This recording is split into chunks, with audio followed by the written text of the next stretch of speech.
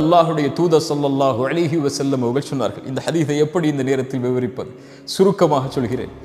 பலமில்லாத வாழ்வில் ஏதாவது சோதனைகள், சிரமங்கள், கஷ்டங்கள், பிரச்சனைகள், தொழிலில் தோல்வி, செல்வத்தில் தோல்வி, அல்லது அவன் விரும்பிய பெண்ணை திருமணம் முடிக்கவில்லை, அல்லது விரும்பிய ஒரு மணமகனை திருமணம் முடிக்கவில்லை, அல்லது நோய், அல்லது இழப்புகள், அல்லது உயிரிழப்புகள், இப்படி வாழ்வில் எது நடந்தாலும், அல்லது கல்வியில் தோற்றாலும், ஒரு விளையாட்டில் தோற்றால் கூட இன்றைய காலத்தில் பலரை பார்க்கிறோம், இருளில் உட்கார்ந்து கொண்டு அழுது கொண்டு, ஐயோ இப்படி நடந்து விட்டது, எப்படி வெளியேறப் போகிறேன், எப்படி வாழப்போகிறேன், எதற்கு எனக்கு இந்த உலக வாழ்க்கை என்று புலம்பிக் கொண்டு கண்ணீர் மலையில் மூழ்கி கொண்டு இன்னும் பலர் கோழைகளாக மாறி உயிரையே மாய்த்து கொள்ளக்கூடிய மனிதர்கள் வாழக்கூடிய இந்த உலகில் எது நடந்தாலும், எதை வாழ்வில் சந்தித்தாலும், எந்த இழப்புகளை தோல்விகளை வாழ்வில் கொண்டாலும் தங்களுடைய சிந்தனையாலும், உடலாலும், மனதாலும், எண்ணத்தாலும், செயலாலும் உறுதியோடு முன்னேறக்கூடிய இறை நம்பிக்கையாளர்களை அல்லாஹ் நேசிக்கிறார்.